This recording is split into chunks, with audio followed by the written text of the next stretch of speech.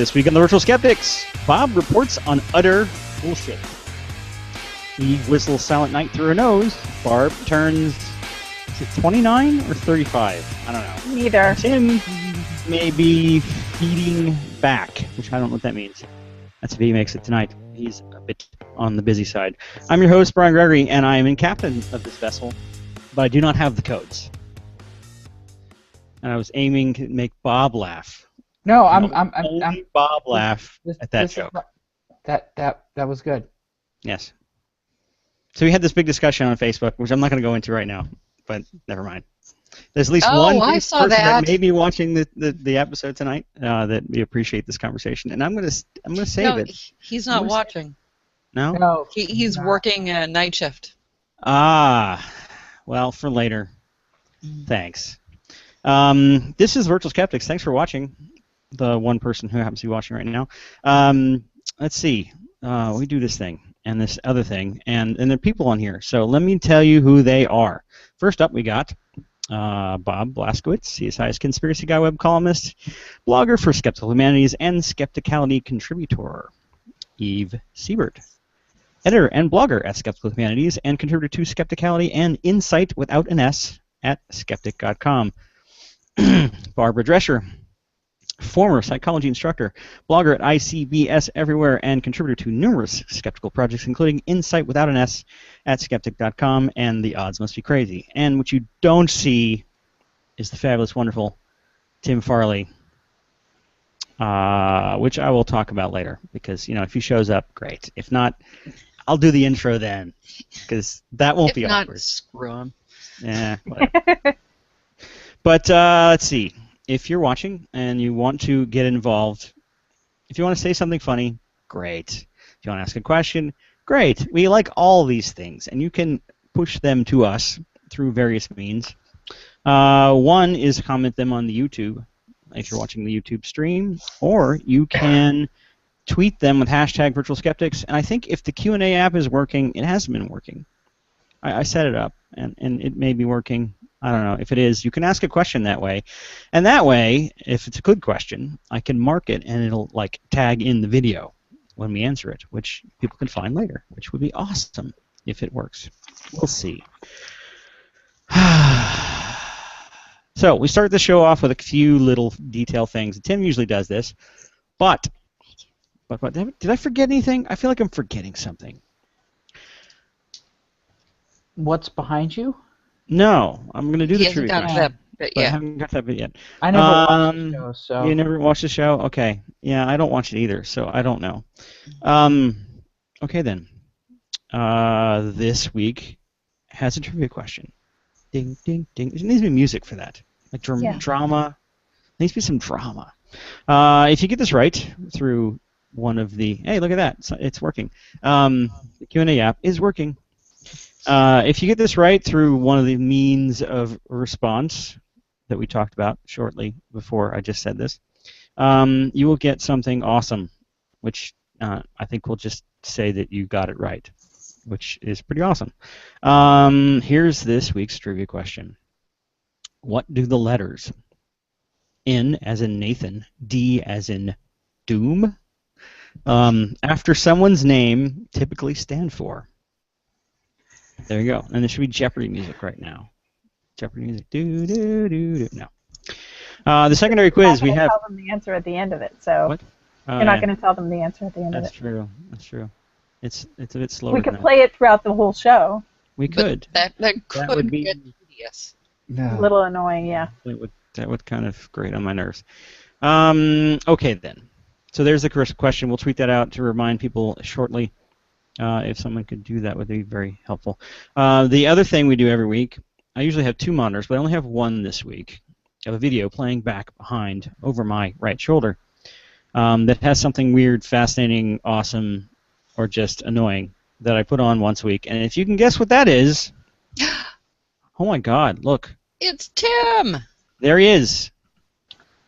Tim Farley, blogger at Skeptools and Insight without an S at skeptic.com, skepticality contributor and creator of What's the Harm, and former JR fellow. There he is.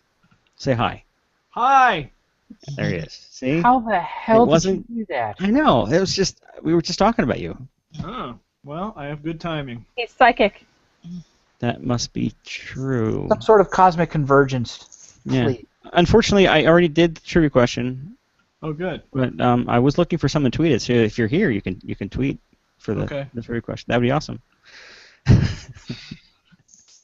There you go. Make On yourself with the useful, shoe. Tim. What? Make yourself useful, Tim. Yeah. I think we've already got a response to the trivia question. That was quick. Yeah. We'll see. Keep answering if you think you got it. Let's continue with the shoe. Up first this week, Barb. Barb, what are you talking about, Barb? I'm talking about odds-defying babies with numerical superpowers. Ooh, I like superpowers. Midnight's Children, but with numbers. Yeah. Really freaky, amazing babies. As long as they're freaky. Yeah, they are. They are. I'll show you pictures. What? Your feed says Ian. Oh no, it did it again. You know what? I forgot to put up my lower third anyway. That's true. Apparently I I'm would Ian. not know who you are after I introduced you with such a long, awesome introduction. Yeah. But you know, apparently people I need am reminding. my son today. So, well, yeah, babies born on 12, 13, 14 Yeah. at 10, 11. Once in a lifetime date. Yes, once in a lifetime date, and really neat. Unlike and the you know, others. it might be like unlike all of the others. It might be really neat to have a birthday as, to be able to say you were born at 10, 11 on 12, 13, 14 might be really cool because we like that sort of thing. And I want to mention that my good friend Anya Haronian, who was just here delivering me a pie, got married on May 8th, 2013 for a reason. Does anybody know why? See if you can figure that out. Is it auspicious? I'm not sure where you're going with that. Is it some sort of numerological thing? Yeah, sorta. It's geeky. I'll give you that. It's very, very geeky. Is it like an SAT question? Yes. What's next in the series? Not unless you're an engineer or a mathematician or something. What was it again?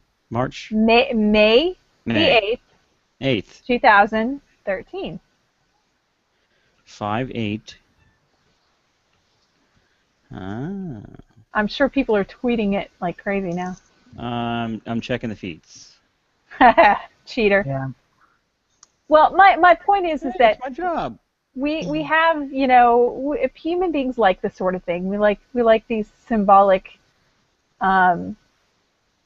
arbitrary. They're sort of arbitrary in a sense because we decided on numbers and days and things like that, right? So these labels that we put on time and other sorts of things. So We call makes round sense. numbers are actually just numbers that happen to match the number of fingers we have.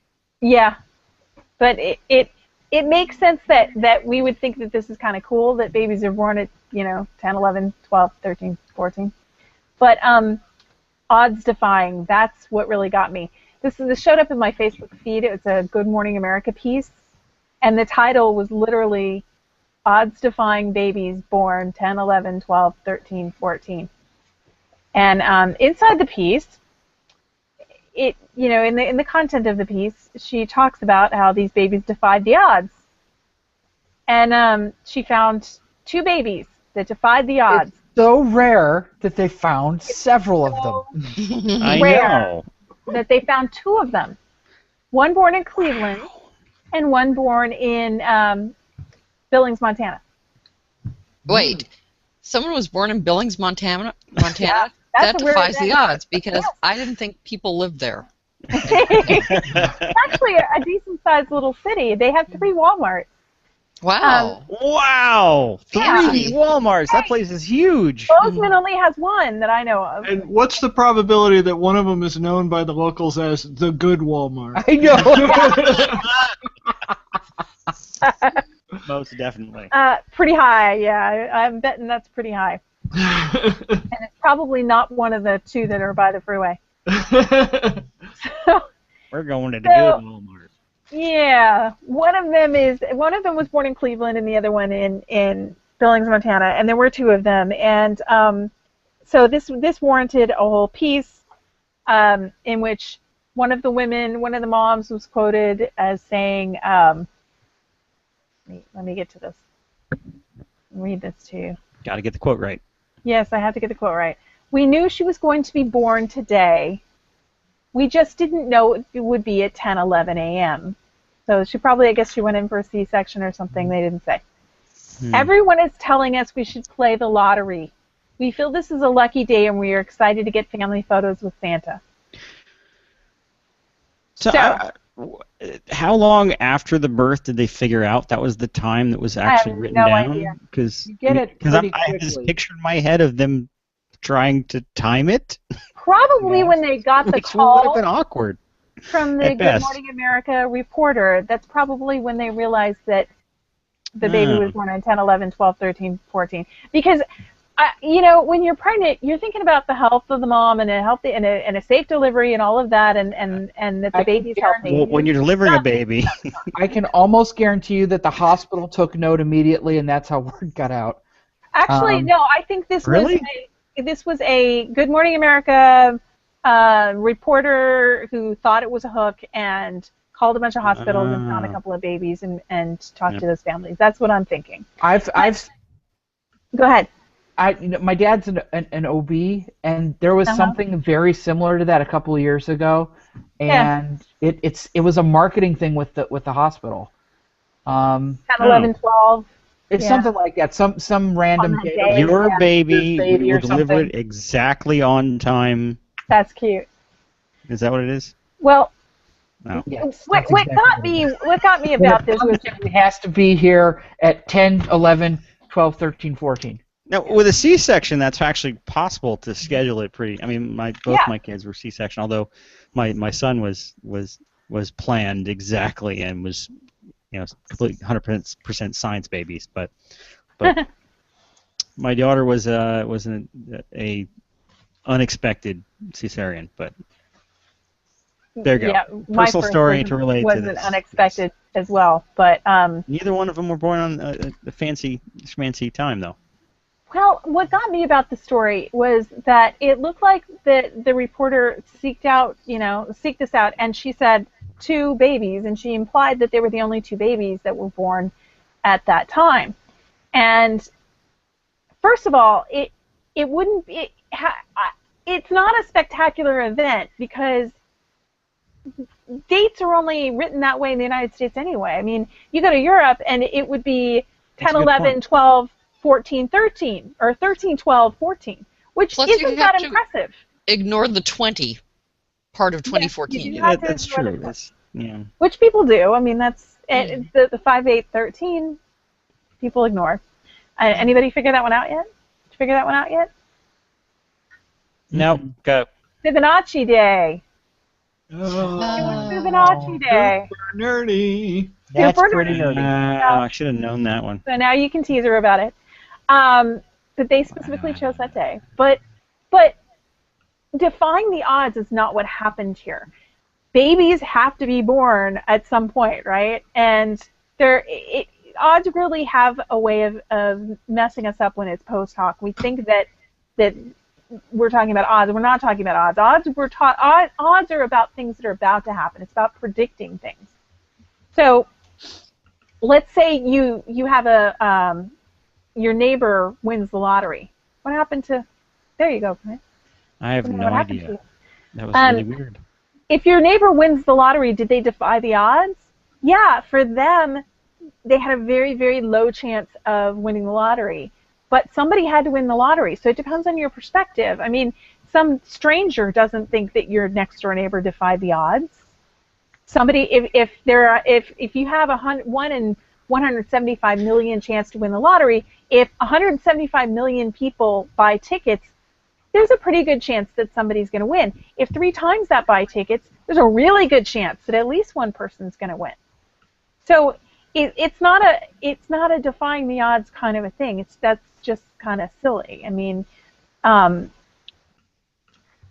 There's no luck involved here. There was something else I was going to say about that. What exactly does defying the odds mean? I know. I don't. Somebody had to be born on that at that time, right? And here's what got me though. Here's something that is sort of odds-defying. It's very mild though.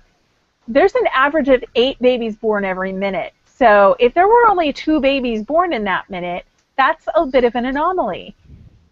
Sort of. Except that there's a wide variation in how many babies are born each minute. There might be 16 in 1 minute and none in another, and so we're really talking about averages. But if it's a normal distribution, that average, I mean, if it's a normal distribution, if we're talking about something that's a normal distribution, as there being 20 babies born in that minute as there is 2.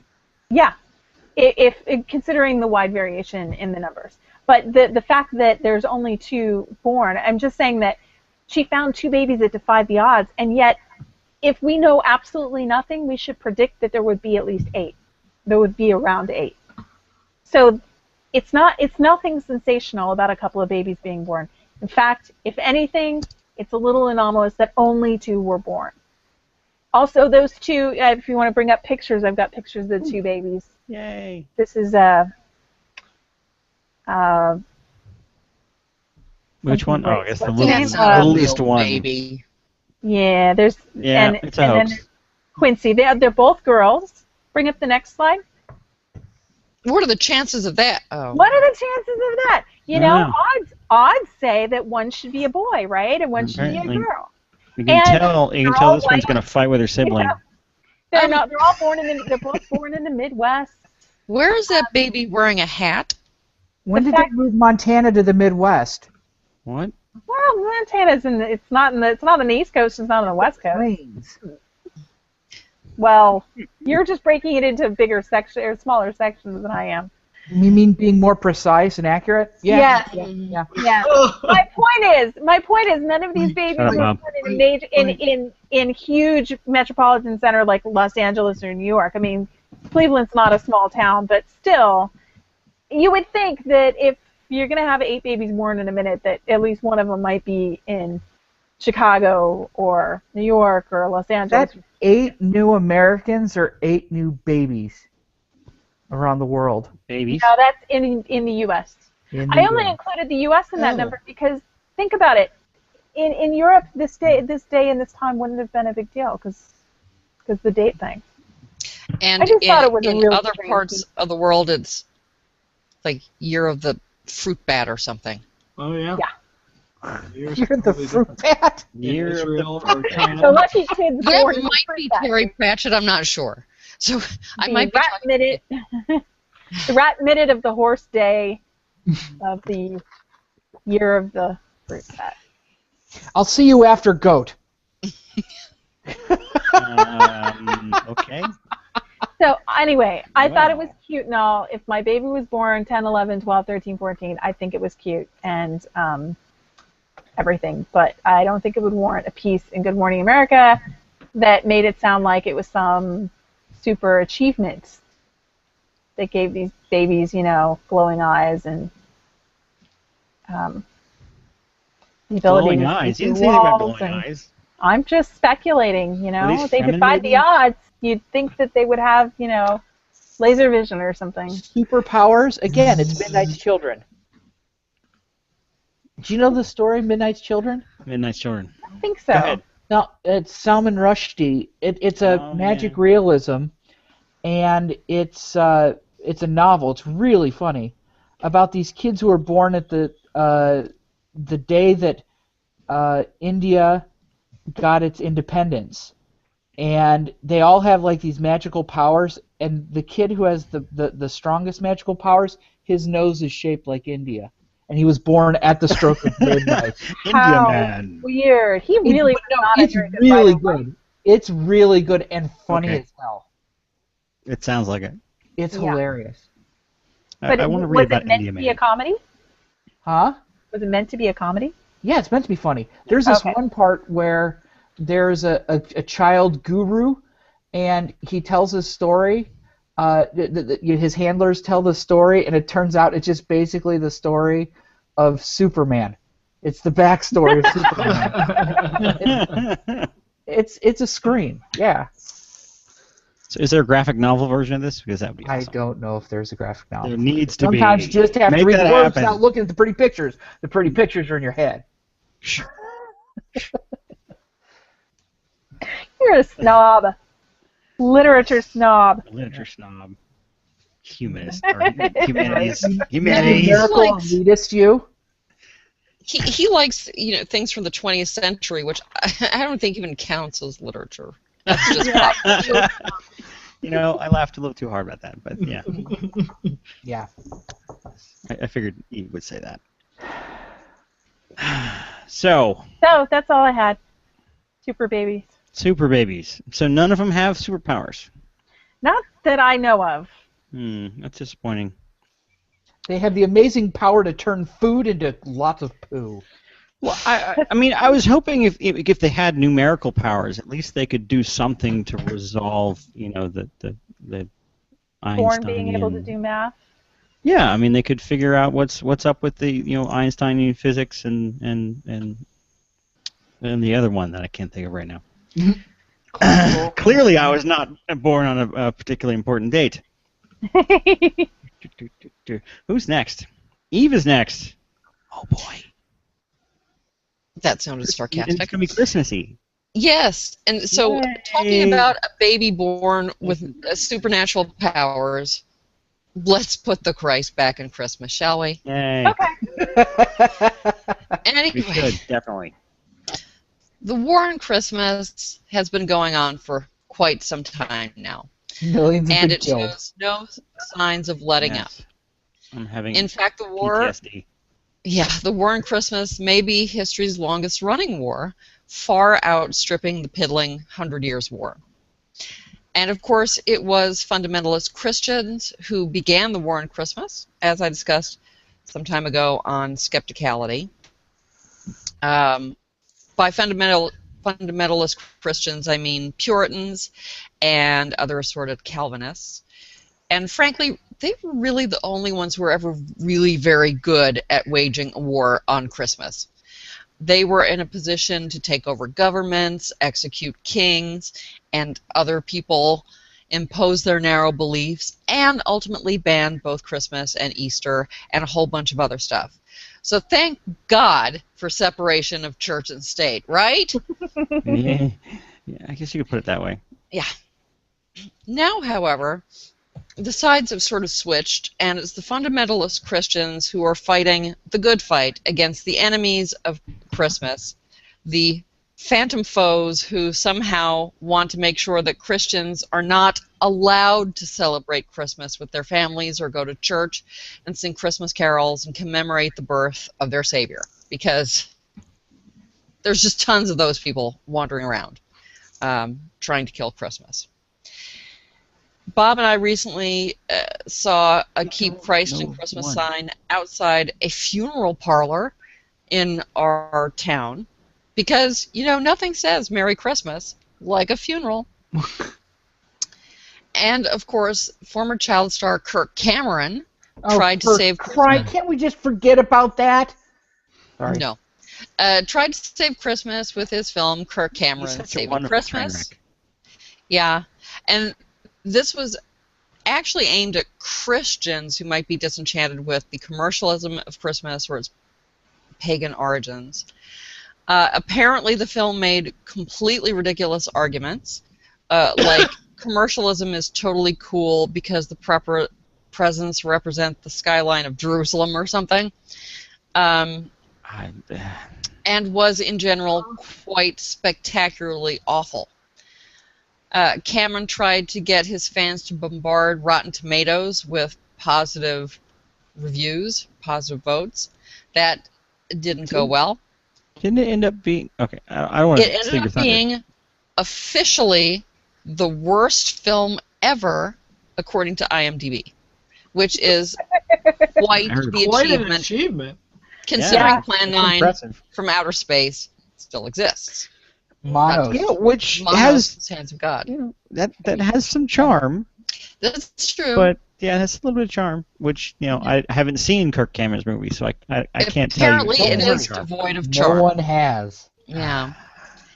Now, over the weekend, someone on Facebook shared an opinion piece that alleged humorist Garrison Keillor had written for the Baltimore Sun. We have a slide of Garrison Keillor. You do? Yeah. This is awesome. This piece, however, it turns out was actually Garrison Keillor. Let's say that. Yeah. The original Grumpy Cat, right there.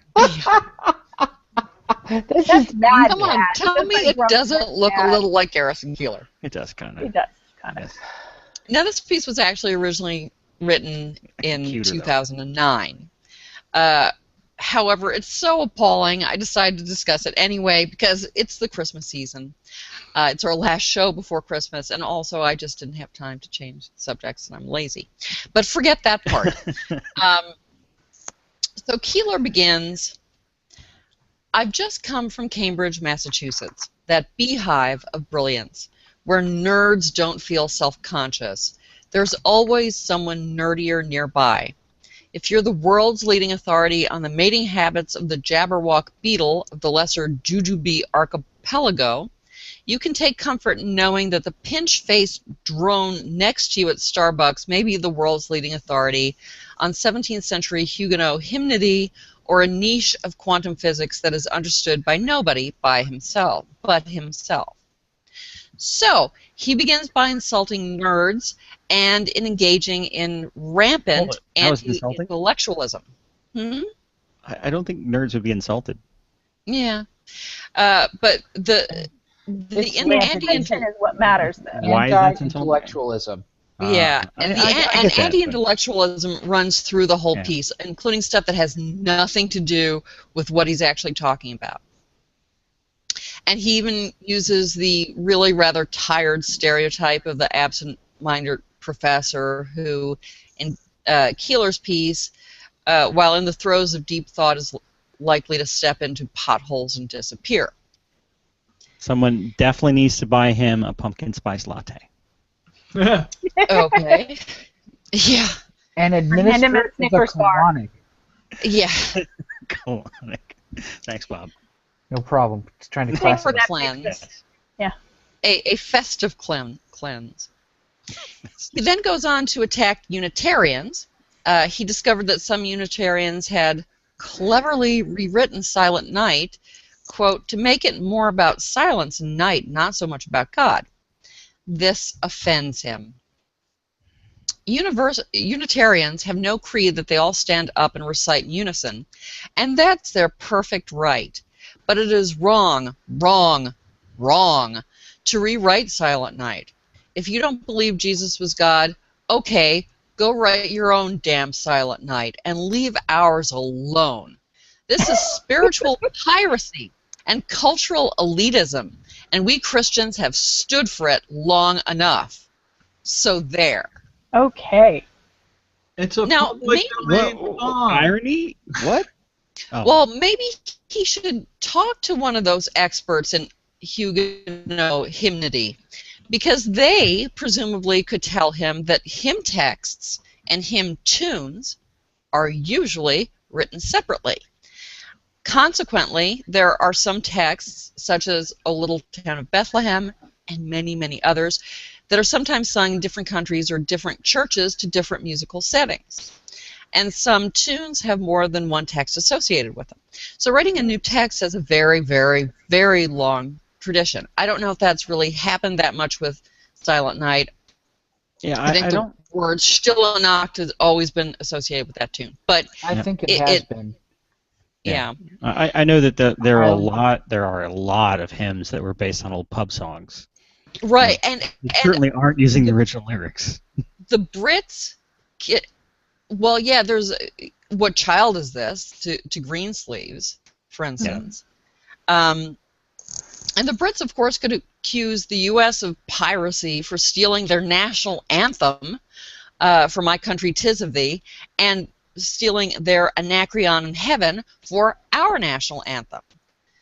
So that's just silly. But wait, it gets worse. You may be thinking, well, what about the non-specifically Christian Christmas songs? Well, Keillor's agin 'em.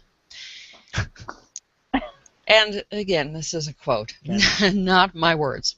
And all those lousy holiday songs by Jewish guys that trash up the malls every year, Rudolph and Chestnuts and the rest of that dreck. Did one of our guys write, the donkey? grab your loafers, come along if you wanna, and we'll blow that chauffeur for Rosh Hashanah? No, we didn't. I can't. Seriously? Yeah. It's not just that he doesn't like the songs, which, fine. You don't like White Christmas or Silver Bells, fine. But has to mention the fact that they're Jewish and are somehow trampling on Christians by writing Christmas songs? Holy crap! Yep. Yeah. Go back to the prairie. Yeah. Christmas, says Keillor, is a Christian holiday. If you're not in the club, then buzz off. Christmas, he continues, does not need any improvements. It is a common, ordinary experience that resists brilliant innovation. Just make some gingerbread persons and light 3 candles and sing softly in dim light about the poor man gathering winter fuel and the radiant beams and the holly and the ivy, and you've got it. Now, of course, gingerbread men are completely secular, and the use of greenery... Unless they're gay. No, I guess that's secular too. Never mind. Yeah, that's secular. I was going to say, I don't know how that's not secular. And the use of greenery such as holly and ivy are possibly pagan, but definitely not specifically Christian. And most of the traditional trappings of Christmas are comparatively modern. Most of them are Victorian. And they're also largely secular. So they are, in a way, improvements and innovations. Keillor ends by saying that his best Christmas was the year his daughter was born, which is nice. Yeah. But then the second most wonderful Christmas was one in the Norwegian Arctic, where it rained every day and the sun came up around 11 and set around 1. Actually, if it's in the Arctic, actually above the Arctic Circle, I think that's actually probably inaccurate. Whatever. Not that you actually ever saw the sun, and the food was abominable, boiled cod and watery potatoes, and the people were cold and resentful, and there was no brilliance whatsoever, and I had the flu. What is his measuring stick for cold and resentful? Yeah. Why was I there? Good question. But every year, it gladdens my heart to know I will not be going to Norway for Christmas. Okay, it's one thing to insult academics, Unitarians, secularists, pagans, and Jews, but Norwegians? Keillor built a career on Scandinavian Americans in his Lake Woebegone. That's just biting the hand that feeds him lutefisk. Yeah. I knew there had to be a lutefisk joke coming. There has to be a lutefisk joke. It is Christmas. So I just want to wish all our viewers, including possibly even Norwegian ones, a Merry Christmas. Celebrate however you want, but remember, whether you're Christian, atheist, pagan, Norwegian, a Jewish songwriter, whatever, it doesn't have to be a holiday that enshrines this kind of bigotry. Wow.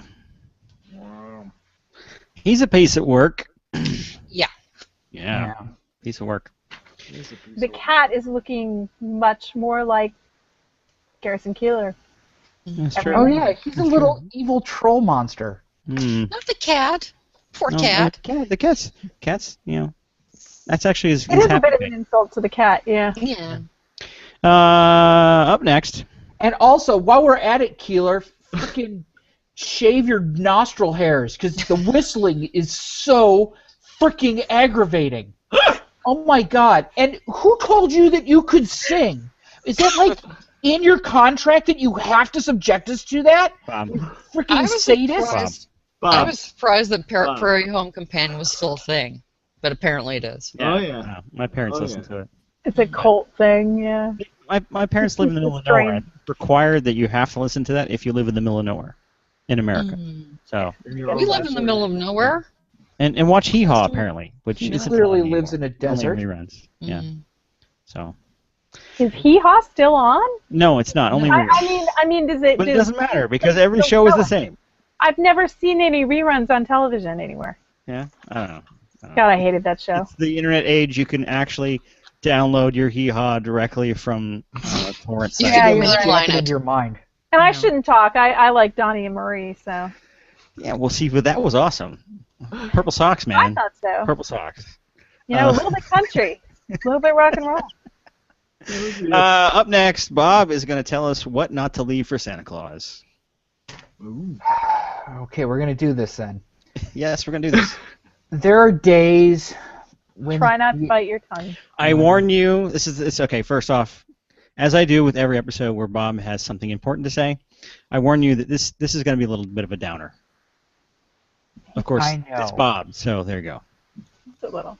So, there are days when you realize that the entire skeptical inner doomed to fail. See, downer. Yep. Because in the end, we're dealing with people. People who are, by nature, complex, clever, and flawed. I felt this way earlier this week when I read about a child in Melbourne who died perhaps the most pointless death ever because of a staggeringly aberrant belief of her parents. Yeah, you're off the hook this week, Canada. But don't you get any funny ideas because I'm coming up there in January. All right, so this child died and 4 other kids were sickened after drinking unpasteurized milk.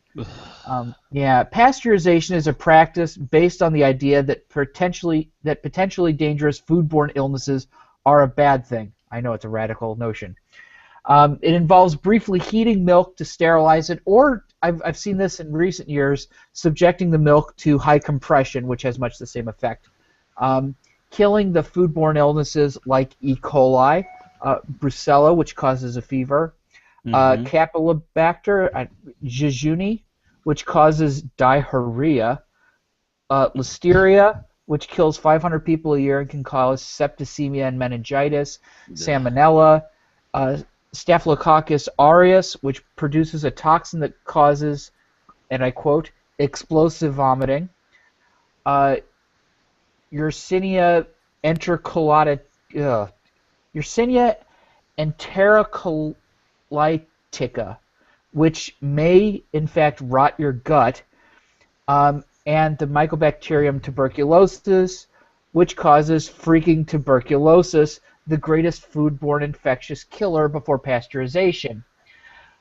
Milk used to be associated with 25% of infection outbreaks, but that's been driven down to about the 1% range. Now, according to a report really just released by the CDC in the last couple of days, raw milk-borne infections are up due to, go figure, the milk freedom movement, which is a thing, and we'll get to it. According to this report, quote, the number of U.S. outbreaks caused by non-pasteurized milk increased from 30 during 2007 to 2009 to 51 during 2010 to 2012. Most outbreaks were caused by Campylobacter. Mm-hmm. So that's 77% of them. And by non-pasteurized milk purchased from states in which non-pasteurized milk sale was legal. It's 81% were in those states. So, what could convince parents to expose their children to the risk of these diseases deliberately? The unfounded belief that unpasteurized toilet milk is basically magic. Or it was, as it was put a few years ago in an article about raw milk, what they call it, quote, advocates say raw milk contains nutrients, enzymes, and bacteria that boost the immune system and can prevent allergies. Some even say it helps control asthma or autism. So, John Snyder at Science-Based Medicine notes a very peculiar narrative about the good bacteria like lactobacillus and bad bacteria like all the ones that I just mentioned.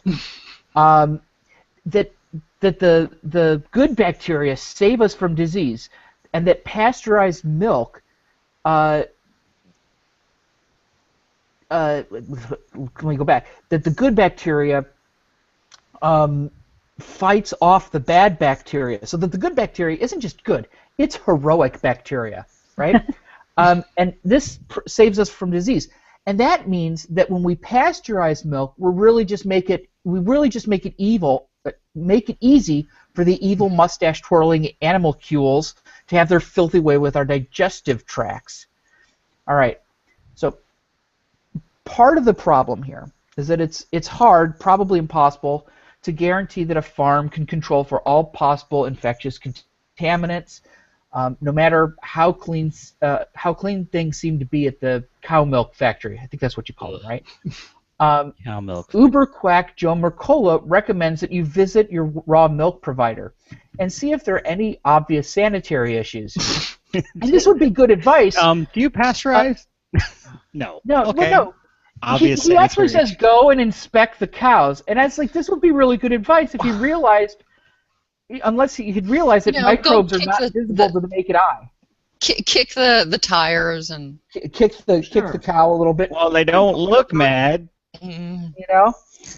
And they're also not on the check under the outside of hood. the cows too. They're not like they're not they're not spots that you can see on the cow's hide on the outside. Oh, like cow spots. Right.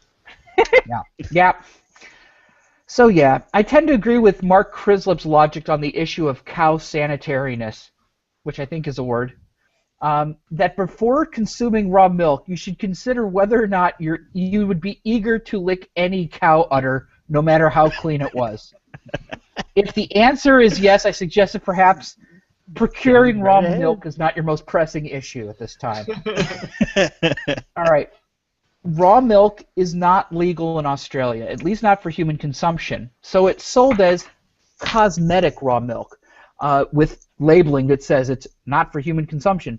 And then people go home and then they drink it, right? Mm-hmm. The manufacturer of this particularly murderous batch of Australian moo juice, Vicky Jones, who owns Mountain View Organic Bath Milk, initially said, quote, I know people drink it. It is a raw product. I don't know why people drink it. I mean, I guess they feel that it's healthy. The label actually says not for human consumption. It's a cosmetic product, not for human consumption. Every time we're approached by someone who says, can we drink this milk? We tell them that it's not for consumption. But this statement that they don't know why someone would drink... Consumption. Huh? But I don't have consumption. Does bath milk... It actually remind... gives you consumption. That's tuberculosis. Yes. Right? Yes. Does bath milk remind anyone else of bathtub gin at all? Yeah. Bath salt. Yeah. Which probably is safer. Yeah, that's true. Yeah. So her statement is that they didn't know why someone would drink their cosmetic product is given the lie by a weird-ass incoherent screed on the Mountain View Child Kidney Killers Facebook page, as it appeared on Doubtful News, which reads in part, what a day we had yesterday, waking up to the disgusting front page of the Herald Sun. Shame on the reporter and the people that were behind that piece of rubbish that was written. To the health department, you have opened a hornet's nest, not for raw milk, but for exposing the garbage that consumers are fed, the chemical-laden pesticides, herbicides, antibiotics that are used to grow food to feed families. Shame on the system that allows this. Shame on food safety standards, they said that permit and make up the levels they deem safe. Look at how many people are sick. Why are our hospitals overflowing? Period. Why is good quality food so expensive and out of reach of young families on low wages, the very people that need to feed our future generation? Whatever. So clearly they intend for it to be et, right? And I would call that particular Facebook page Exhibit A. So yeah, it turns out that this is a tactic that the milk is meant to be used as a cosmetic. How is it supposed to work as a cosmetic anyway? I know there's so much bullshit there too. What you want is virgin's blood. That's true. Really? This tap dancing. Jesus, did you have to go there, Eve? Well, it's according to Elizabeth Battery. It's true. Blood countess. Although one of the things I've seen when I was looking into this, people were describing milk as like basically being, a stem cell of food. Oh, jeez. I know, and another one they called it white blood, like that was a good thing, and you're just like, and so there is like Does eating stem cells drinking do blood is a anything good idea for you? too. Not. Yeah. So okay, all over the world, people have been using the pretense that this is a cosmetic product. People have been using it as pretense to put it into the hands of consumers for consumption. Last year, even Canada's Supreme Court found, in a moment of clarity, that the case they were ruling on, quote, distributing raw milk as a purported cosmetic product was patent lip service to distribute raw milk for consumption. So this is not a viable excuse. Nobody takes it seriously anymore. Vicky's completely self-serving, hand-waving explanation of why we should pay no attention to the dead child behind the curtain was galling. She said, quote, she was shocked by news of the toddler's death, but said the dangers of raw milk had been sensationalized by the media. So, stop reporting on all the dead children media. It's just so sensational. So, I'm actually kind of fascinated by the raw milk movement. It's an issue that oddly inflames some people, that gets them really charged up. Yeah. Some see it as CFDA standards as a sign of government overreach, or the precursor of authoritarianism, or as a meddling in a personal health issue, or deliberately banning healthful compounds. It reaches anti-fluoridation levels of crazy, as evidenced by, and if you could bring up the photo, I want to see what photo we have up. No, not that one. This one? Nope, next one. Next one. That's the quote. There you go. This one here. These people are wearing milk freedom hats. Milk freedom. Oh, Milk freedom. And I don't know if they're lined with tinfoil or what, but this was actually at a public hearing here in Eau Claire a couple of years ago, where most people there favored deploying dangerous biological agents against themselves and their kids. Furthermore, I know. Well, there are a whole lot of people with small dairy farms. And that's why you would think that if it was a economic issue on the part of, the state or something, that they would open up the laws happily, that they'd make it easier for this. But Wisconsin fought it. Another thing that indicates how completely out of touch with reality some of these people are, if you go to the next one, is the mere existence of the Raw Milk Freedom Riders logo. Whose designers have the gall to venerate their scientific illiteracy by comparing it to the fight put up by the actual Freedom Riders. You know what? The Freedom Riders were put in the hospital for challenging the government. The government is actually now trying to keep you out of the hospital for once, and you complain. Or actually, that's usually the case. This past year, Kentucky Congress critter Thomas Massey proposed the Milk Freedom Act of 2014. In summary, the bill, quote, prohibits a federal department, agency, or court from taking any action that would prohibit, regulate, or otherwise restrict the interstate traffic of milk or a milk product that is unpasteurized and packaged for direct human consumption if such action is based solely upon a determination that because the milk or milk product is unpasteurized, it is adulterated, misbranded, or otherwise in violation of federal law. This is disturbing because it's in direct conflict with the conclusion of that CDC report I talked about earlier, which was, quote, regulations to prevent distribution of non-pasteurized milk should be enforced. Luckily, the bill died in committee like a 4-year-old with renal failure. Oh, God. Dies in committee? It died. On that note, I'm gonna duck out. Yeah. I drive other people off the show. Yeah. Wow. Happy birthday, Barb. Happy birthday, Barb. Happy birthday, Barb. Thank you guys. See you later. See you next time. See you. Bob, you're running our panelists. Can you believe she's only 29? Amazing. Just put that out Again, there. Again, it's just amazing. Here's an entertaining parlor game for skeptics when you encounter a website that is talking about raw milk. Keep track of how many paragraphs you read before you find the name Weston Price.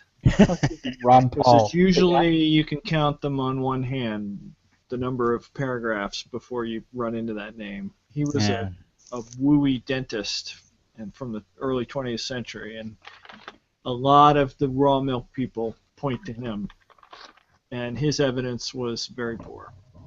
Wow. Yep.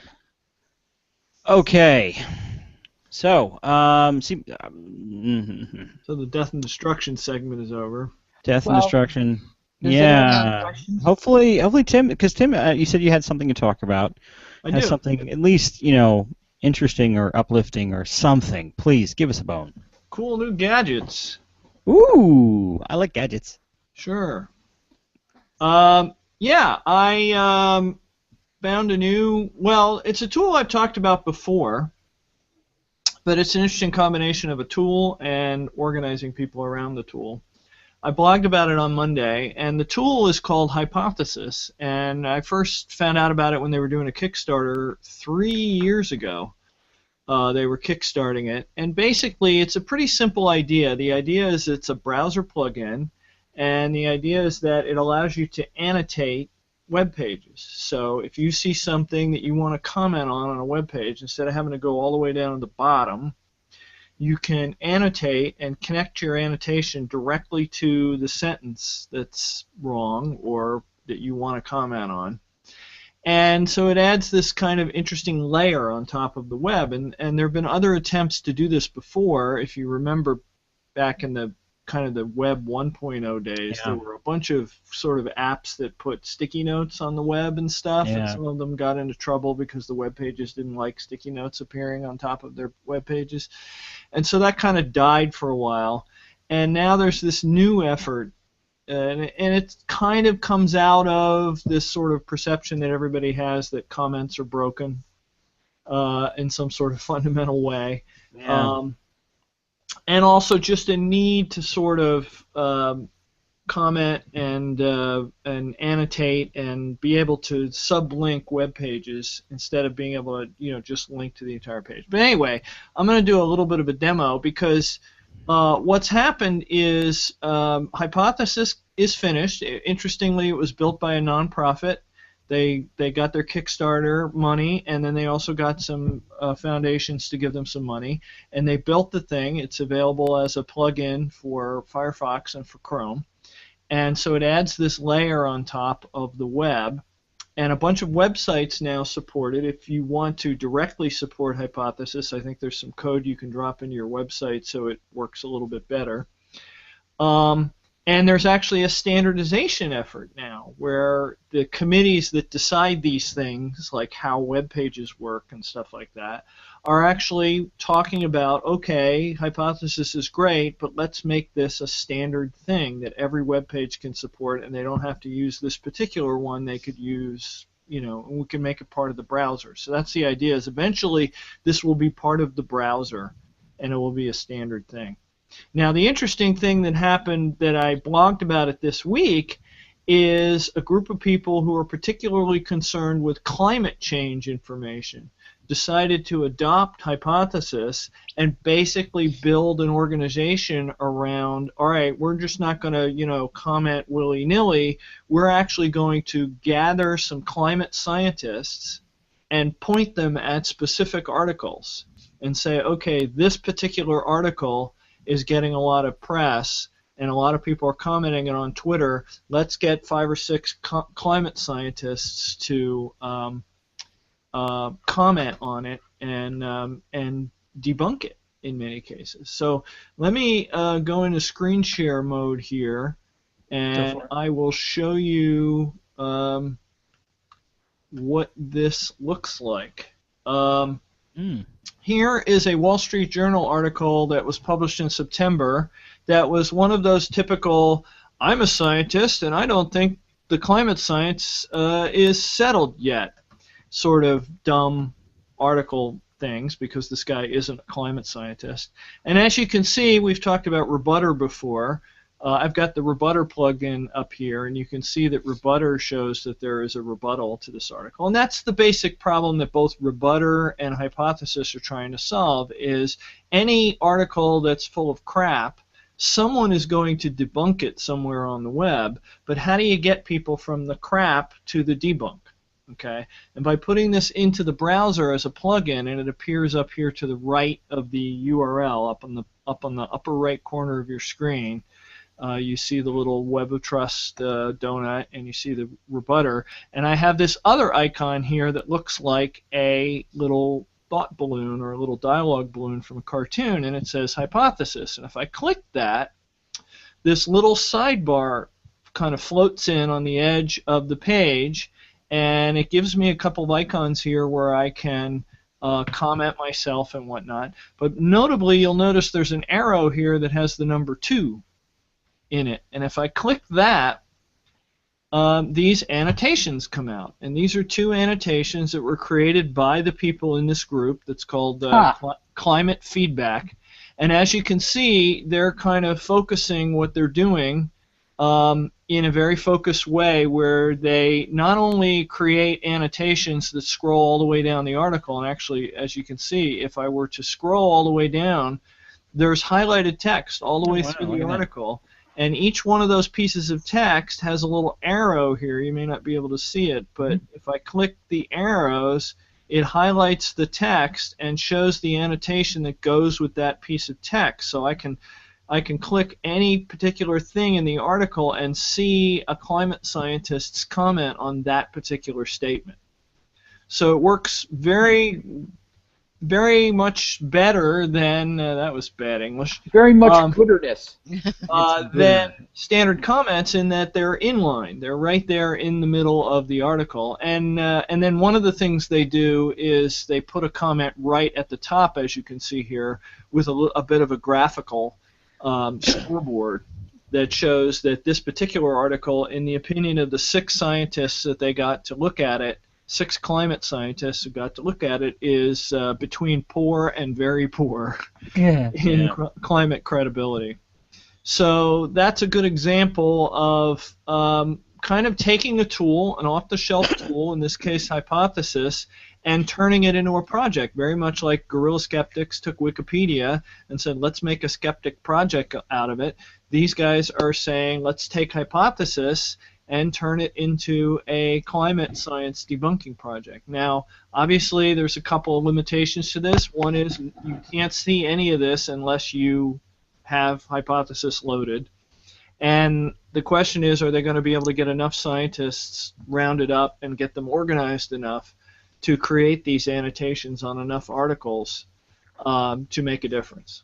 But you can see you can put graphs in here. In fact, I have another article which is a really dumb Daily Mail article here. And when I click Hypothesis in this window, it debunks a claim right there in the headline had a bad claim. Yep. But as you can see, you not only can embed text, but you can embed graphics, and you can embed hyperlinks. So you could embed a graph that explains why something's wrong, or a hyperlink to another article. So it's sort of a more granular form of Rebutter. Same idea, you have to have the plugin for it to work, but again, trying to bridge that gap between the original bullshit and the actual debunk. So it's a very interesting project, and there's stuff going on about this project this week, which was why I blogged about it on Monday. In fact, tomorrow they're having a workshop. The American Geophysical Union is having their fall, winter, whatever meeting, their 2014 meeting, right now in San Francisco. And tomorrow, the climate feedback folks are having a workshop about this, and it happens that Hypothesis is based in San Francisco as well, and they're having a meetup about it on Friday. So if you happen to be in the San Francisco area, check my blog post. It's got the links to the appropriate information in terms of where do you go to meet up and find folks who are doing this stuff, and I think it's a great idea. I think it's a good example of taking an interesting tool and wrapping a little bit of organization around it, and perhaps turning it into something that could be very valuable. Sorry. Go ahead, Bob. I like the design of it too. I like the unintrusive design of it. Yeah, they spent a long time, as I said, they started in 2011. They took 3 years to build it, so they took their time and very carefully built it so that it works well. And it has native plugins for Firefox and Chrome, and then it has those little bookmarklet sort of things for the other browsers. So you can basically use it in any desktop browser. It seems to me that the biggest problem with a lot of these tools is that you pretty much have to know it's there and go find it and install it in order to use it. And that means it's not reaching people who really need it. Right. I think the real value of this is going to come down the road if those standardization efforts pay off and people adopt annotations as a good thing to have on the web. Then eventually this will be a standard feature in every browser. Yeah. And it seems like you could feed in a lot of existing sites into this kind of thing if it's standardized, like Wikipedia or Snopes or other good resources of information. Yeah. Of course, the downside on that, and this is going to be interesting to watch, is the question is this going to attract trolls? Yeah. Just like every other commenting system. Well, it is the internet, so it is inevitable. So we'll see what happens there. Yep. Thanks, Tim. I can see a system. Sorry. Go. I can imagine a system where you had something like Wikipedia editors, who do vetting and give people ratings for the types of comments that they're making. And moderated crowdsourcing. Yeah. So, but awesome. It's the future, man. Okay. Thanks, Tim. Thanks, everybody. I'm going to do my thing real quick. I have a couple of. Hold on, let me do this. Okay, I'll do that. I only got a couple of quick updates this week, so that's why I wanted to go last. Okay, so as we know, the robots have a foothold in space. They are pretty much they pretty much control space. They have a whole planet to themselves. I know. So there's a couple of space robot related things that happened this week. To be fair. What? Yeah. We have a planet to ourselves. That's true. That's true. Well, we're doing our damnedest to elbow the other life off of it. Yeah. Yes. Well, we have a planet. They have a planet, but they also have a moon and an asteroid. Oh, good point. And a comet. And a comet. And various other free-floating, because they don't need to be tethered to a planet. Planet's beneath them. Yep. In a lot of cases. And more ways than one. Okay, so there's a couple of things that happened in robotic space news this week. First off, Kickstarter program, Lunar Mission 1, which I think I talked about last year sometime. This is a UK-based group that is trying to crowdsource a robotic mission to the moon. The idea is they want to land near one of the polar regions, someplace we've never landed before, and do some core samples. So drill down further than we've drilled down. They said 20 meters. They'd like to do 100 meters. And then do like rock analysis and essentially look back in time on the moon. Yes, it's pretty ambitious. Their initial funding goal was 600,000. What are they called now? Pounds, which is about $900,000. They got that easily. They got it last week. 82 trillion rubles. Yeah, and the funding for that was delivered today. So the original funding block is filled. And the way that people they're trying to encourage people to fund this is that you can, as a funder of the project, you can get a little something digital of yours put into a time capsule on the moon, which is kind of cool. And they're still selling these. They realize they're going to need additional funding. They're looking for a launch date of 2024. Isn't that kind of what the aliens did in 2001? Time capsule on the moon? Mm-hmm. Oh, I thought you meant crowdsourcing. Kind of, sort of. I think the time capsule they're making for the moon is going to be rock-shaped, but not Like a monolith. Like hiding your keys. And it's certainly. I mean, won't freak out the moon people. They are talking about putting like Earth's history, which I'm not sure what that means, and like some kind of catalog of Earth species and all kinds of data they're going to put in this time capsule supposedly, and I'm not sure who is running that or who's going to determine what goes in it. Who knows? But I'm pretty sure it's if they just collect a bunch of links to Wikipedia. That's true.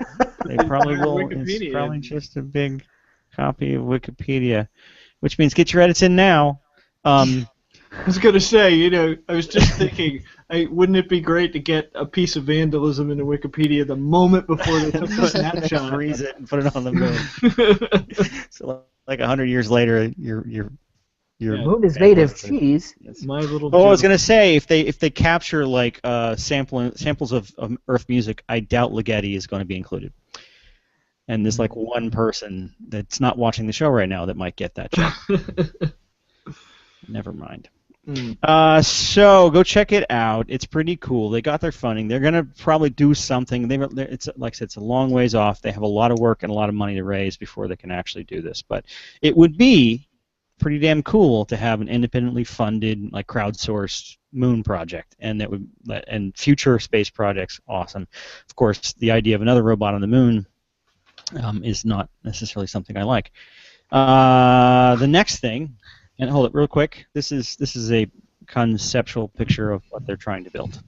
So what's the delivery system? Have they talked about the delivery system to get it there? They have not. They've talked about some of the science they want to do, and I'm sure they've got they've recruited a company. It's a European company that's worked on a number of other programs, including Rosetta. They were involved in the landing on the comet.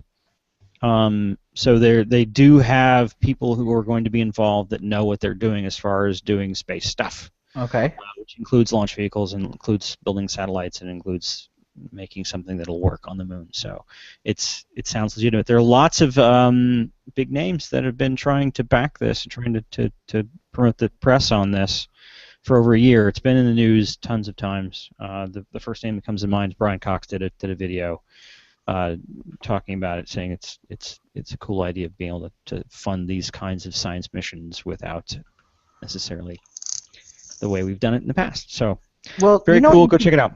Yes. I had an idea for funding this type of stuff that nobody wants to take me up on.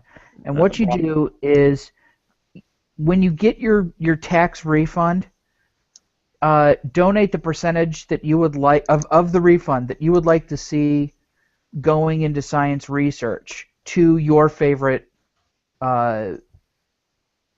project. So if it's CosmoQuest or if it's this or something like that, and it's a nice way to drive money to the right people and the right amount of it. So. Yeah. So I mean, I actually that's one of the things that I do when I get my own money back once a year. Some of it. When I get my own money back, which is what's actually happening, I choose what I'm going to do with it, and sometimes it's charity, and I do support cool science-related stuff like that. So the next thing I mentioned 2 weeks ago, SpaceX is Falcon 9, which is their rocket delivery system. It's supposed to have launched Friday with the Dragon capsule to do a resupply mission. Dragon capsule? Yeah, Dragon. Did I say Dragon Con? Yeah. I think you may have. Wow. Dragon capsule. It's called the Dragon. It's not Dragon Con. Oh, that would be awesome. It would be cool. Cosplaying on the space station. Okay, never mind. Yeah, it was supposed to launch Friday, do a resupply. Some of the things that were taking up there to the space station were some of the things, or replacements for some of the things that got lost in the Cygnus launch that blew up a few weeks back. Apparently this thing has been, the launch for Friday has been canceled. It is supposed to, they're looking at January probably. That's what the current talk is. What happened is there was a test of the rocket engine they were supposed to do on Tuesday, and it didn't happen because of issues with the rocket. There was a possible reschedule later this week, and they haven't resolved the issues yet, so they've pushed it even further. The Falcon 9 is the reusable rocket system that SpaceX is building or has used only in test launches so far. And the lower stage of the rocket is supposed to be able to return to Earth and land softly on its own. So it's an automated, reusable rocket system. Also, it is supposed to land, I mean, the plan is to land this thing on a robotic landing platform that floats out like a boat on the ocean. They want to launch it from this thing, and they also want to re-land on it, but they're working up to that. So during this launch, they were supposed to do a test of the soft landing system on the barge. But that's also been postponed because the primary mission of the launch is more important, really. They have to do the resupply. But this thing is pretty darn cool. I talked about it before. It's called the Autonomous Spaceport Drone Ship. It's a completely robotic, remote-controlled ship that goes out there on its own, and it has the same kind of thrusters they put in oil rig platforms to keep them stable while they're anchoring them. The idea is it's supposed to be able to station keep, which means stay in the same position even during a storm, and allowing this rocket to come down and soft land on it already. And of course, the reason why I'm paying attention to this is the robot's launch capability that we're watching make happen. But at least it's been delayed, for a month or so, and we'll see. Keep watch on that. Go check out. I'll put the link to this stuff in the show notes, and if you want to follow as that coolness develops. So, it sounds like they're going to be testing the platform itself. Testing the platform, and they've done some tests of the re-landing part of the rocket. They've done a relative. It's like a 3,000 feet. I think went to like moderate altitude and back down to a soft landing. Yeah. And they've done, like when they launched before, they came back down and did the soft landing procedure, but they did it out in the ocean. So they did have to go out and recover the rocket, but it did the same, like it was a test. Didn't actually land on anything, but it did a soft test as if it would be landing on something, but actually go in the water. So they're just bringing all these technologies together now to do the... Yes. Cool. Okay. So we won't be, they won't be parachuting down and doing recovery. They won't be, trying to fish rocket boosters out of the ocean or having them burn up in the atmosphere anymore. It'll just it'll boost down slowly and land like we all thought would happen back when we read science fiction back in the 70s, which I think is really cool. So there you go. Very, very neat. Any questions? Slow question traffic tonight. A couple of good jokes. My favorite joke in the Twitters right now was from Steve Exton. The unpasteurized silly sausages say skeptics are milking this and getting a raw deal. That was a comment on Bob's. Wow. I like that a lot. Wow. I think I have listeria all of a sudden. So on that note, let's do all the things we have to do to wrap the show up. I told this trivia question earlier, but you tweeted it, and so why don't you do the answer and let us know who? Yeah, the trivia who won question. The fabulous prize. If you have N.D. Norman Donald after your name, what does that mean? And I had written. You dropped out of med school is what it means. I had written in the notes, and the panel can attest that there was a regular answer and a special bonus points answer. And the regular answer was natural doctor or naturopathic doctor. And Howard, Skep Review, got that. Yeah. But Reasonable Hank, who I have not noticed watching the show before, but here he is, just in time for our milk show. Reasonable Hank chimed in with the bonus answer, which is not a doctor. Yay! I want to point out Andrew Hansford also got Doctor of Naturopathy on the questions and answers. Yeah, but okay, I didn't see that. it's on timestamps. I don't know when that got. It was early though. But yeah, so he may have scooped everyone. Credit there. So they're going to have to fight this one out, is what you're saying. Yes, we will have to. For their fabulous prize, yeah. Okay, the other quiz, and actually, you know what? For the first time in a very long time, somebody actually got the video. Yeah, I arrived late. Why do you only have one laptop today? Because the other one is doing important stuff. Ooh. See, that one is actually a work laptop and has to actually work at the time. It's computing something. Yeah, it's doing stuff. Well, ever since I put Skynet 2.0 on it, never mind. Let's see. It was Alex Murdoch. Did I miss the video trivia tonight? It's obviously Johnny Soko and his flying robot. I love that show, which is exactly what I said when we talked about it at work this week, because I remember that show and I couldn't remember the name of it, but yes, that robot, he starts up and he does his little routine and he shoots rockets out of his hands. It's awesome. And this little kid running around and was like controller robot. So if you have a giant robot that defends Earth from aliens, and you want the most savvy, war-hardened expert to run this thing, of course you give it to a kid. Of course. Of course. Yeah. So there you go. Thank you, Alex, for validating my bizarre interest in old shows. Last up, we got book time and announcements. A couple of quickie. You guys get your books. Tim and Eve have contributions to the most recent Skeptical Inquirer.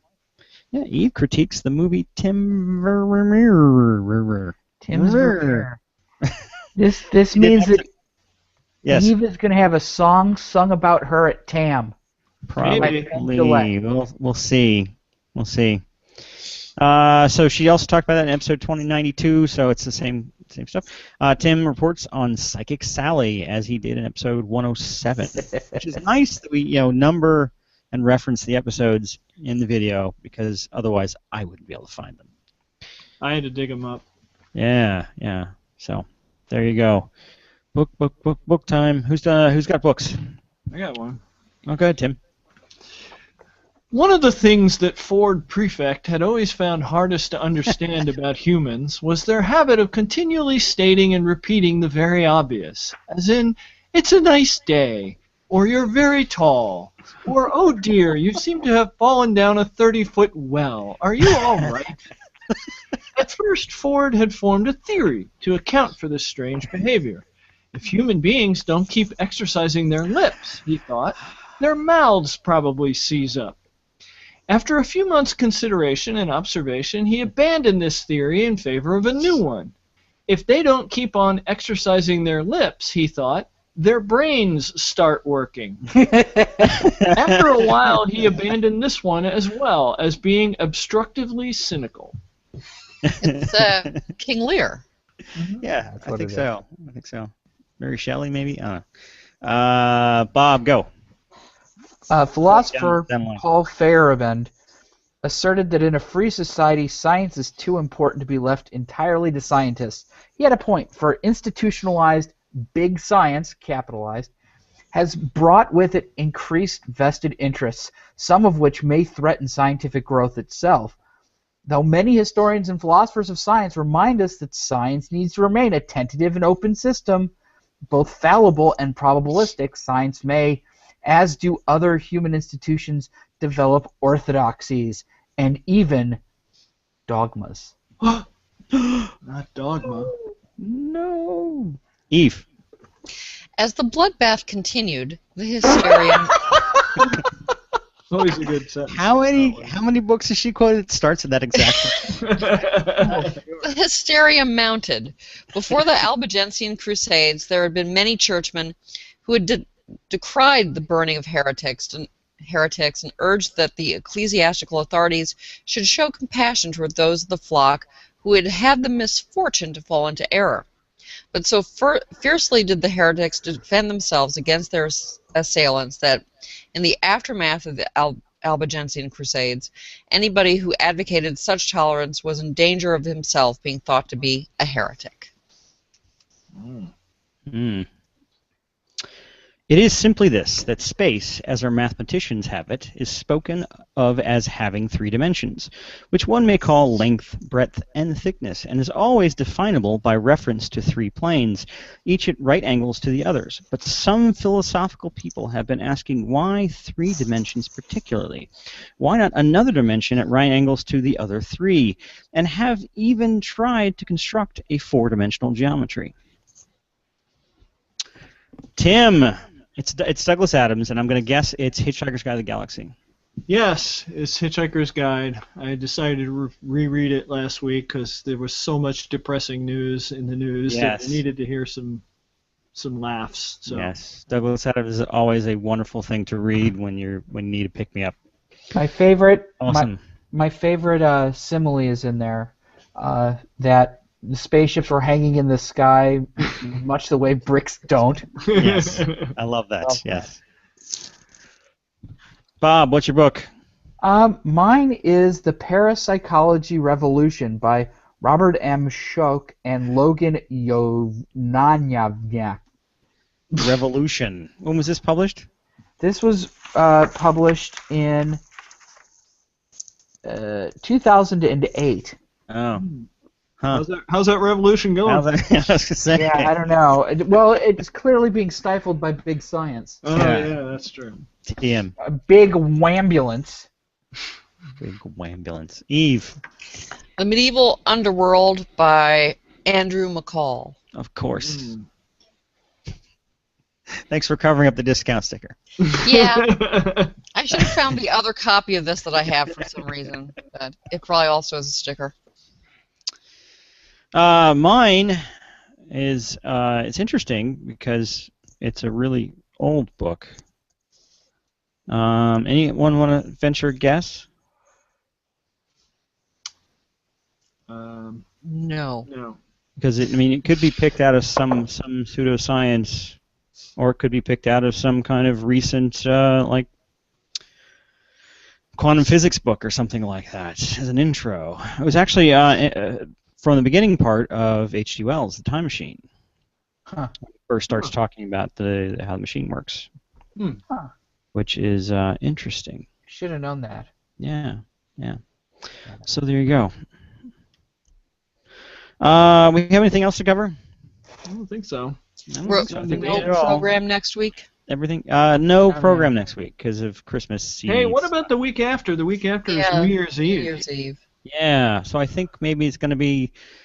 we could have a very special drunken virtual skeptics. We could.